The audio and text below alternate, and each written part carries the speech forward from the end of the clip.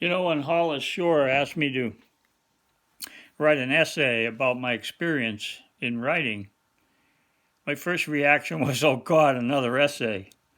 But I did write it, and I also had an idea uh, it might be a nice twist to just do a video like the kids do.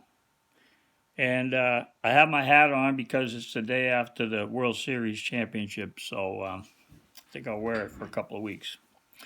But I'm going to read some of this and I'm going to talk, and this is my experience in writing. I didn't plan to write anything, but when my daughter KT was 8, she opted for horseback riding, and I found myself at a pink picture postcard stable where I watched her ride a priceless pony named Tinkerbell. I enjoyed the aroma mix of horse and hay and grain and manure, and when I smoothed Tinkerbell's hair, memories of my own pony Tex bubbled up with thoughts of my childhood on our family's farm in Harvard. Soon after, at a Sterling Library critique group meeting, the facilitator passed out paper and challenged us to start our own story. She said, the scariest thing for a writer is a blank piece of paper. And I would have to agree, or a blank computer screen. I found the only way to cure it is just start typing anything, and usually the words come.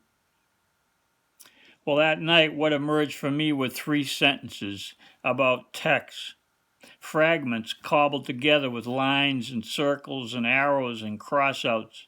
But when I managed to read it correctly, the reactions from the leader and the other group members surprised me. One member next to me said, "Come on, write some more. I want to hear what happens."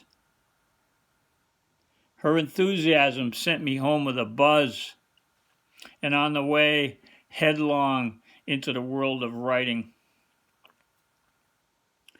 The memories kept coming, too, and the 3 sentences grew to many, with thoughts and phrases and sentences while I drove, scratched on whatever was handy, an electric light bill, the back of an envelope, a gas receipt.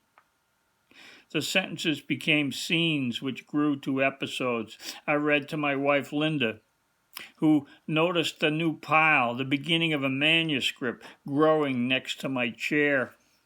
The more I wrote, the more I found I wanted to tell. I suppose that might be a similar story for most who've discovered writing.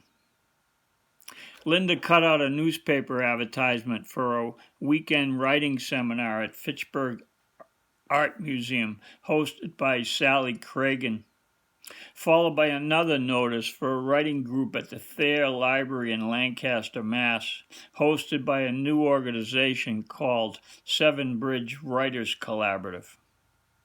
I landed in a regular Thursday night class facilitated by Winona Wendt, with weekly prompts to direct my writing.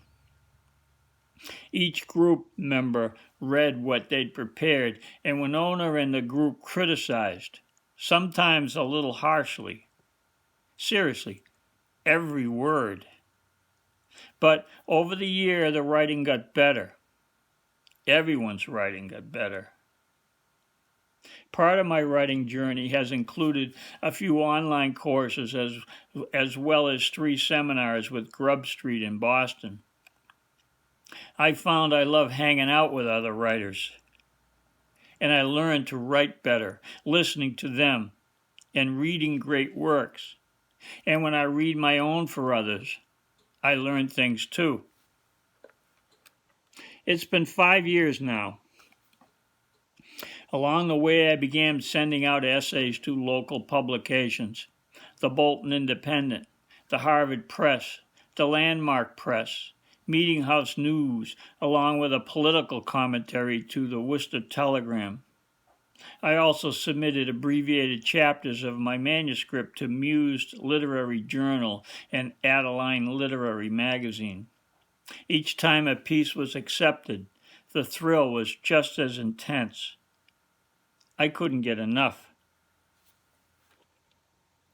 Many of my essays are responses to the weekly prompts with Winona's regular Thursday night group.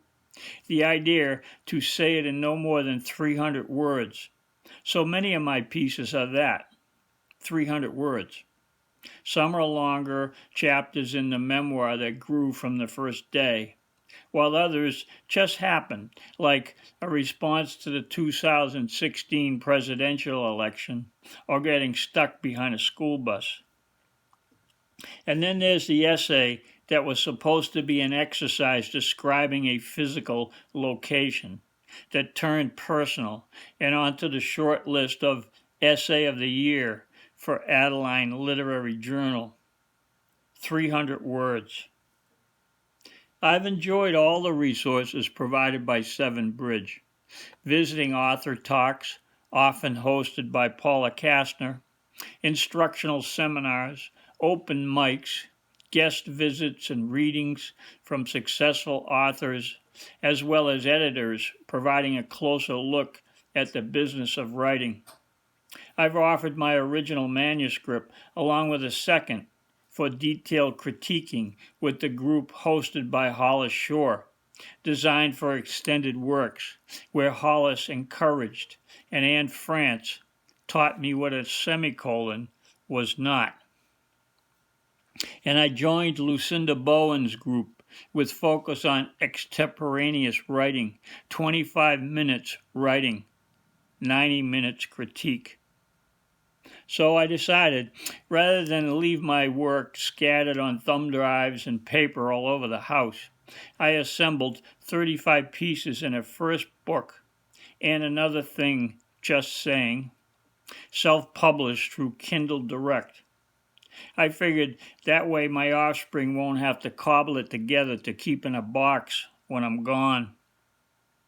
But the truth is, I wanted to see what it felt like to hold a book I had written.